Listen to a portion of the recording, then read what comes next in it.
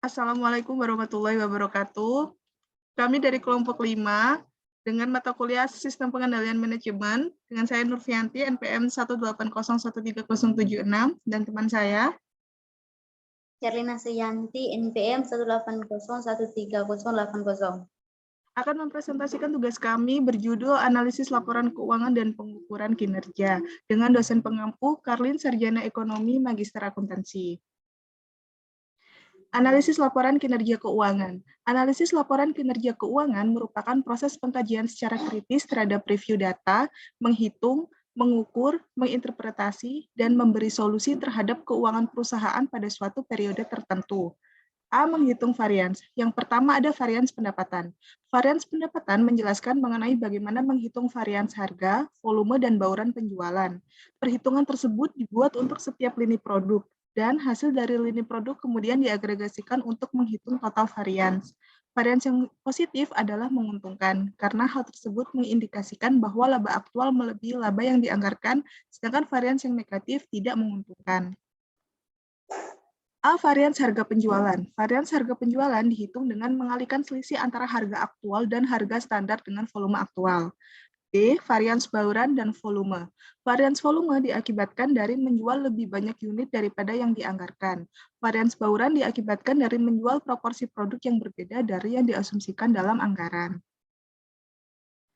Yang C, varians bauran. Varians bauran diakibatkan dari menjual proporsi produk yang berbeda dari yang diasumsikan dalam anggaran. Setiap produk mempunyai kontribusi yang berbeda-beda sesuai dengan kondisi pasar. D, varians volume. Varians volume adalah selisih antara jumlah aktual yang terjual atau dikonsumsi dan jumlah yang dianggarkan dikalikan dengan harga standar atau biaya per unit. Jika varians berkaitan dengan penjualan barang, maka disebut varians volume penjualan. Yang E, penetrasi pasar dan volume industri. Salah satu perluasan dari analisis laba adalah untuk memisahkan varians bauran dan volume menjadi jumlah yang disebabkan oleh perbedaan dalam pangsa pasar dan jumlah yang disebabkan oleh perbedaan dalam volume industri. Yang kedua ada varians beban. Varians beban terdiri atas biaya tetap dan biaya variabel. Biaya tetap adalah varians antara biaya tetap aktual dengan yang dianggarkan didapat dari pengurangan, karena biaya-biaya ini tidak dipengaruhi baik oleh volume penjualan maupun volume produksi. Biaya variabel adalah biaya yang bervariasi secara langsung dan proporsional dengan volume. Biaya produksi variabel yang dianggarkan harus disesuaikan dengan volume produksi aktual. Slide berikutnya akan dijelaskan oleh teman saya, Herlina. B. Variasi dalam praktik. Pertama, periode waktu dari perbandingan. Beberapa perusahaan menggunakan kinerja untuk tahun tersebut sampai dengan tanggal tertentu sebagai dasar perbandingan. Untuk periode yang berakhir pada tanggal 30 Juni, akan digunakan jumlah yang dianggarkan dan jumlah aktual untuk 6 bulan yang berakhir pada tanggal 30 Juni daripada jumlah untuk bulan Juni saja. Kedua, fokus pada margin kotor. Suatu analisis varians dalam sistem semacam itu tidak akan memiliki varians harga jual, melainkan akan ada varians margin kotor. Margin kotor per unit adalah selisih antara harga jual dengan biaya produksi. Analisis varians dilakukan dengan mensubstitusi margin kotor untuk harga jual dalam persamaan pendapatan. 3. Standar evaluasi. Pertama, standar atau anggaran yang telah ditetapkan sebelumnya. Standar ini merupakan dasar terhadap mana kinerja aktual diperbandingkan di banyak perusahaan. Seandainya angka-angka anggaran didapatkan secara acak, maka tentu saja angka-angka tersebut tidak akan menghasilkan dasar yang andal untuk perbandingan. Kedua, standar historis. Standar jenis ini memiliki dua kelemahan yang serius antara lain. Pertama, kondisi mungkin saja berubah antara kedua periode tersebut sedemikian rupa sehingga perbandingan menjadi tidak valid lagi. Kedua, kinerja periode sebelumnya mungkin saja tidak dapat diterima. Meskipun dengan adanya kelemahan-kelemahan ini, standar historis digunakan oleh beberapa perusahaan seringkali karena standar valid yang telah ditentukan sebelumnya tidak tersedia. 3. Standar eksternal. Standar eksternal adalah standar yang diturunkan dari kinerja pusat tanggung jawab lain atau perusahaan-perusahaan lain dalam industri yang sama.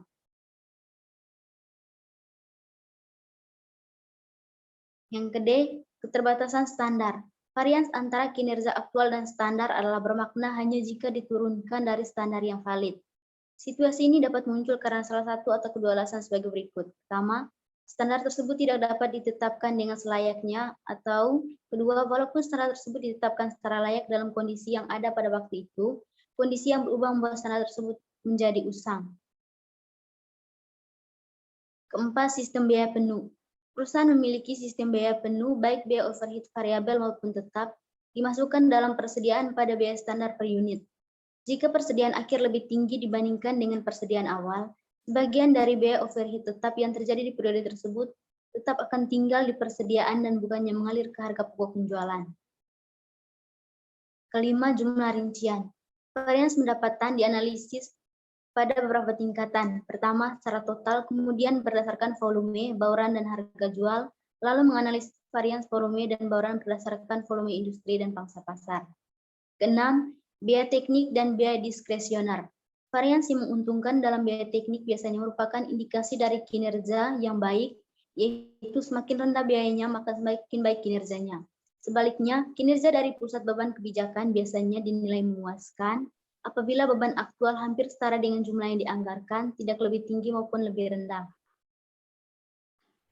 Yang C ada keterbatasan analisis varians. Keterbatasan yang paling penting adalah bahwa walaupun analisis ini mengidentifikasikan di mana varians terjadi, tetapi tidak mengatakan mengapa varians ini terjadi atau apa yang dilakukan mengenainya. Masalah kedua dalam analisis varians adalah untuk menentukan apakah suatu varians signifikan atau tidak. Yang pertama, tindakan manajemen. Salah satu manfaat utama dari laporan formal adalah bahwa laporan tersebut memberikan tekanan yang diinginkan pada manajer di tingkat yang lebih rendah untuk mengambil tindakan perbaikan atas mereka sendiri. Laporan laba tidak berguna kecuali laporan tersebut mengarah pada tindakan. Tindakan tersebut mungkin terdiri dari pujian atas kerja yang telah dilakukan dengan baik. Pengukuran kinerja. Pengukuran kinerja merupakan proses penilaian tentang kemajuan pekerjaan yang dicapai oleh seseorang atau sekelompok orang dalam suatu organisasi sesuai dengan kewenangan dan tanggung jawab masing-masing dalam upaya mencapai tujuan organisasi. A. Sistem ukuran kinerja. Dalam menetapkan sistem ukuran kinerja, manajemen senior memilih ukuran-ukuran yang paling mewakili strategi perusahaan. Ukuran-ukuran ini dapat dilihat sebagai faktor keberhasilan penting masa kini dan masa depan. Jika ukuran-ukuran ini membaik, berarti perusahaan telah mengimplementasikan strateginya. Yang pertama, keterbatasan sistem pengendalian keuangan. Mengandalkan pada ukuran keuangan saja adalah tidak mencukupi untuk memastikan bahwa strategi dilaksanakan dengan sukses. Solusinya adalah untuk mengukur dan mengevaluasi manajer unit bisnis menggunakan berbagai ukuran baik non-keuangan maupun keuangan. Ukuran strategi disebut sebagai faktor kunci keberhasilan atau indikator kunci kinerja. Kedua, pertimbangan umum. Membandingkan sistem ukuran kinerja dengan panel instrumen pada dashboard memberikan wawasan penting mengenai bauran dari ukuran keuangan dan non-keuangan yang diperlukan dalam suatu sistem pengendalian manajemen. 3. Balance scorecard. Balance scorecard adalah suatu contoh dari sistem ukuran kinerja yang bertujuan untuk memberikan pandangan yang lebih komprehensif pada para manajer dan dengan melengkapi ukuran finansial melalui matrik tambahan yang mengukur kinerja di berbagai bidang, misalnya kepuasan pelanggan, investasi produk, dan lainnya. Dengan adanya balance scorecard, sangat membantu perusahaan untuk memberikan pandangan menyeluruh mengenai kinerja perusahaan. Agar kinerja lebih efektif dan efisien, dibutuhkan sebuah informasi akurat yang mewakili sistem kerja yang dilakukan. 4. Sistem penilaian kinerja, pertimbangan tambahan. Suatu sistem penilaian kinerja berusaha untuk memenuhi kebutuhan dari pihak pemangku kepentingan atau stakeholders yang berbeda dari organisasi perusahaan dengan menciptakan campuran dari ukuran hasil dan pemicu, ukuran keuangan dan non-keuangan, serta ukuran internal dan eksternal. A. Ukuran hasil dan pemicu. Ukuran hasil merupakan indikator yang terlambat yang memberitahu manajemen mengenai apa yang telah terjadi. Sebaliknya, ukuran pemicu merupakan indikator yang mendahului yang menunjukkan kemajuan dari bidang-bidang kunci dalam mengimplementasikan suatu strategi. B. Ukuran keuangan dan non-keuangan. Kinerja keuangan adalah hasil dari sekian banyak proses yang dijalankan oleh perusahaan. Kinerja non-keuangan menjadi penentu baik buruknya kinerja keuangan atau dengan kata lain, kinerja non-keuangan memprediksi kinerja keuangan perusahaan. C. Ukuran internal dan eksternal. Perusahaan harus mencapai keseimbangan antara ukuran-ukuran eksternal seperti kepuasan pelanggan dengan ukuran-ukuran dari proses bisnis internal seperti hal produksi. B. Implementasi sistem pengukuran kinerja. Implementasi sistem pengukuran kinerja bertujuan untuk membantu manajer Nilai pencapaian suatu strategi melalui alat ukur finansial dan non-finansial yang diterapkan secara konsisten dan menyeluruh. Pertama, mendefinisikan strategi. Scorecard membangun suatu kaitan antara strategi dengan tindakan operasional. Oleh karena yang mendefinisikan strategi organisasi. Kedua, mendefinisikan ukuran dari strategi. Langkah berikutnya adalah untuk mengembangkan ukuran-ukuran guna mendukung strategi yang telah dinyatakan. Organisasi tersebut harus fokus pada sedikit ukuran-ukuran penting pada titik ini, atau manajemen akan dibanjiri dengan banyak ukuran. 3. Mengintegrasikan ukuran ke dalam sistem manajemen. Scorecard haruslah diintegrasikan baik dengan struktur formal maupun informal dari organisasi, budaya, serta praktik sumber daya manusia. Misalnya saja, efektivitas scorecard akan dikompromikan jika kompensasi manajer didasarkan hanya pada kinerja keuangan. Keempat, meninjau ukuran dan hasilnya secara berkala. Jika scorecard dijalankan, scorecard tersebut harus ditinjau secara konsisten dan terus-menerus oleh manajemen senior.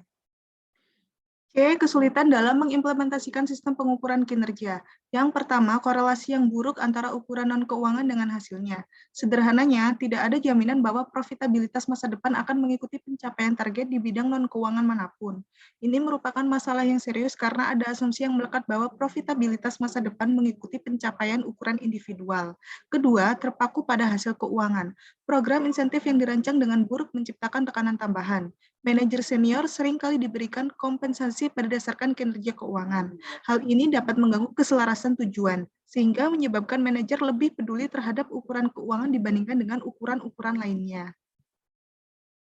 Yang ketiga, ukuran-ukuran tidak diperbarui. Banyak perusahaan tidak memiliki mekanisme formal untuk memperbarui ukuran-ukuran tersebut agar selaras dengan perubahan dalam strateginya. Akibatnya, perusahaan terus menggunakan ukuran-ukuran yang didasarkan pada strategi yang lalu. 4. Terlalu banyak pengukuran. Jika jumlahnya terlalu sedikit, manajer tersebut mengabaikan ukuran-ukuran yang penting untuk memantau pelaksanaan strategi. Jika ada terlalu banyak ukuran, maka manajer beresiko kehilangan fokus karena mencoba untuk melakukan banyak hal pada waktu yang sama. D. Praktik-praktik pengukuran. Pertama, jenis ukuran. Studi Lingle dan Statement menemukan bahwa 76% dari perusahaan responden memasukkan ukuran-ukuran keuangan, operasi serta kepuasan pelanggan dalam tinjauan manajemen reguler, tapi hanya 33% yang memasukkan ukuran-ukuran inovasi serta perubahan ukuran dalam tinjauan manajemen reguler. Kedua, kualitas dari ukuran. Ukuran-ukuran kinerja keuangan merupakan satu-satunya ukuran yang dianggap berkualitas tinggi, terkini, dan dikaitkan dengan kompensasi. Kebanyakan perusahaan responden memiliki ukuran-ukuran operasi dan kepuasan pelanggan, dan lebih dari 79% perusahaan menganggap informasi ini bernilai tinggi. 3. Hubungan ukuran dengan kompensasi. Kebanyakan sistem manajemen mengaitkan ukuran keuangan dengan kompensasi. Perusahaan kebanyakan menggunakan kepuasan pelanggan dan selebihnya menggunakan ukuran-ukuran inovasi dan perubahan untuk memicu keputusan kompensasi. Berikut adalah sumber presentasi yang kami gunakan, yaitu dari buku 2 Manajemen Control System, karya Robert N. Anthony dan Vijay Govindarajan dengan penerbit Salemba 4.